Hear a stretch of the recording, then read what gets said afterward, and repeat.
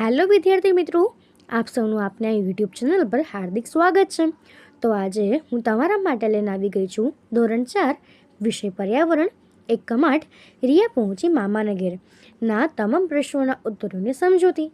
તે પહેલાં તમે જો આગળના વિડીયો ન જોયા હોય તો તે જરૂરથી જોઈ લેજો અને આપણી ચેનલને લાઇક, શેર અને સબસ્ક્રાઈબ જરૂરથી કરી દેજો.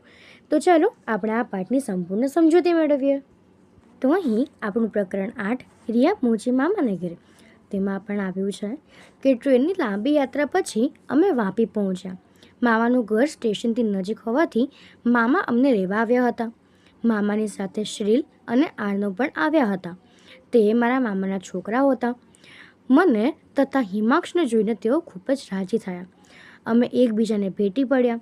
અમે સ્ટેશનથી 2 રિક્ષા કરીને મામાના ઘરે પહોંચ્યા. મને ખૂબ જ ઊંઘ આવતી હતી. હું ઊંઘી ગઈ. થોડી વાર પછી મમ્મીએ મને ઉઠાડી દીધી. મમ્મી પપ્પા નાહીને તૈયાર થઈ ગયા હતા. હું અને હિમાંક્ષ પણ નાહીને તૈયાર થઈ ગયા. પછી અમે બધાએ સાથે બેસીને ભોજન કર્યું. મામાએ કહ્યું કે બધા થોડી વાર આરામ કરી લો, પછી આપણે દમણ ફરવા જઈશું. અમે દમણ જવા તૈયાર થયા. મામાનું કુટુંબ પણ અમારી સાથે આવવાનું હતું. અમે રિક્ષામાં બેસીને બસ સ્ટેશન પહોંચ્યા. ત્યાંથી અમે બસમાં બેસીને દમણના જંપોર બીચ પહોંચ્યા. બીચ પર ખૂબ જ ભીડ હતી. લોકો દરિયા કિનારે મોજ માણવા આવ્યા હતા. કેટલાક લોકો હોડીમાં બેસીને દરિયામાં ફરતા હતા. કોઈ ઘોડા પર તો કોઈ ઊંટ પર બેસીને ફરતા હતા.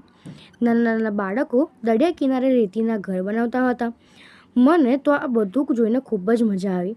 હું, હિમાંક્ષ, શ્રીલ અને આર્નવ પણ રેતીમાં ઘર બનાવવા બેસી ગયા. અમે રેતીમાં રમવાની ખૂબ જ મજા આવી. એટલામાં મામા હોડીની ટિકિટ લઈને આવ્યા. અમે હોડીમાં બેસીને દરિયાની મુસાફરી કરી. પહેલાં તો મને હોડીમાં બેસતા બીક લાગતી હતી. હું મમ્મીની પાસે બેસી ગઈ. દરિયાની મુસાફરી કરવાની ખૂબ જ મજા આવી. પછી અમે ઘોડેસવારી અને ઊંટ સવારી પણ કરી. ત્યાર પછી અમે કિનારે બેસીને નાસ્તો કર્યો. હવે સાંજ પડવા આવી. સૂરજ દરિયાના પાણીમાં ડૂબતો હોય તેવું દેખાતું હતું. આકાશ રંગબેરંગી દેખાતું હતું. અમે દરિયા કિનારે ફોટા અને વિડીયો પણ લીધા. અંધારું થઈ ગયું. અમે મામાના ઘરે પાછા આવ્યા. મારી આ લાંબી મુસાફરી રસપ્રદ અને યાદગાર બની રહી. તો એમાં હવે આપણો પ્રશ્ન છે કે મામાના ઘરે જવા રિયાના કુટુંબને કેમ 2 રિક્ષા કરવી પડી હશે? વિચારો અને લખો. તો વાપી સ્ટેશને રિયાના મામા અને તેમના 2 છોકરાઓ રિયાના કુટુંબને લેવા આવ્યા હતા. આમ તેઓ 3 અને રિયાના ઘરના સભ્યો એમ સામાન બધું એક જ રિક્ષામાં ન આવી શકે, તેથી તેઓએ 2 રિક્ષા કરી હશે. બીજો પ્રશ્ન છે, તમે ક્યારે દરિયા કિનારે ફરવા ગયા છો? કઈ કઈ જગ્યાએ? તો હા, ડુમસ, ઉભરાટ, તિથલ, દાંડી, સોમનાથ, પોરબંદર, માધવપુર, માંડવી અને ભાવનગર. પછીનો પ્રશ્ન છે કે દરિયા કિનારે રિયાને શેના પર સવારી કરી? તો દરિયા કિનારે રિયાએ ઘોડા અને ઊંટ પર સવારી કરી.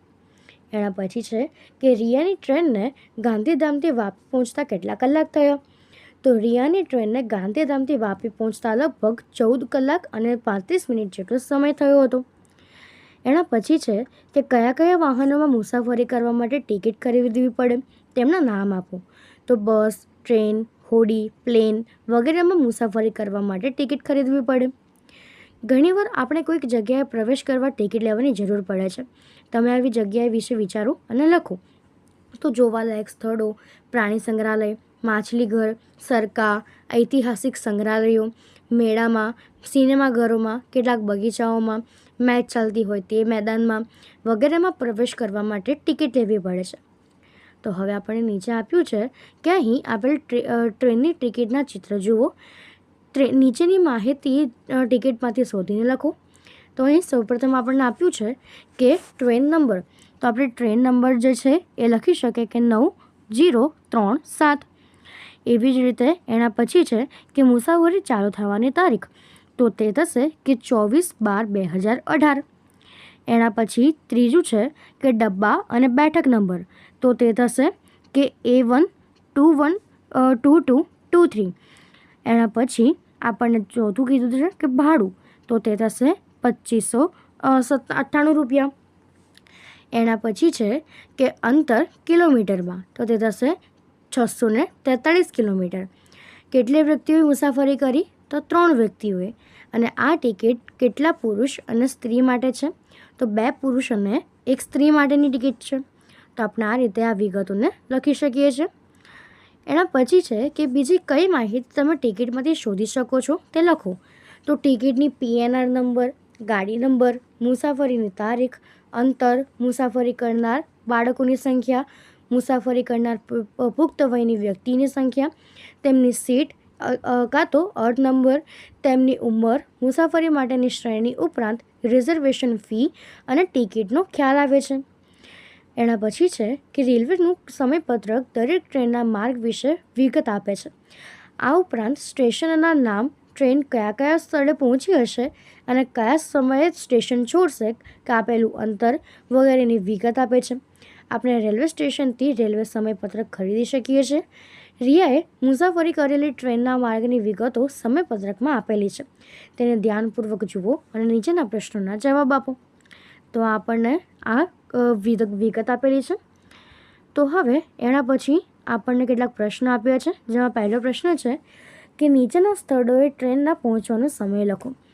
ગાંધીધામ, તો તેનો સમય છે કે 20:55.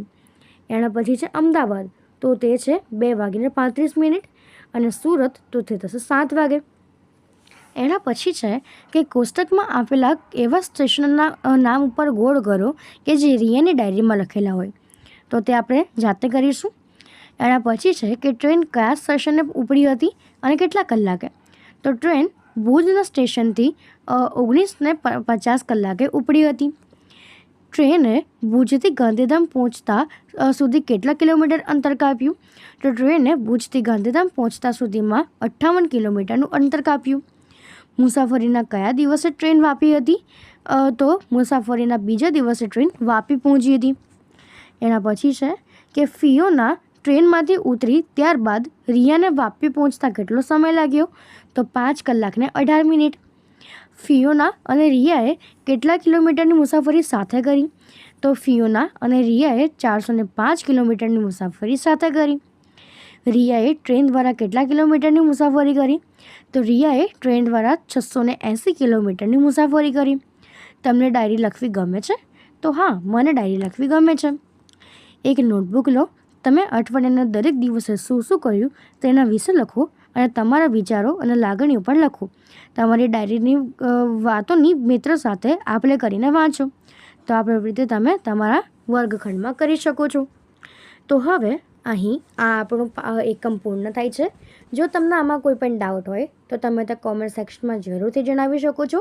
અને આપણી ચેનલને લાઇક, શેર અને સબસ્ક્રાઈબ જરૂરથી કરી દેજો. Thank you.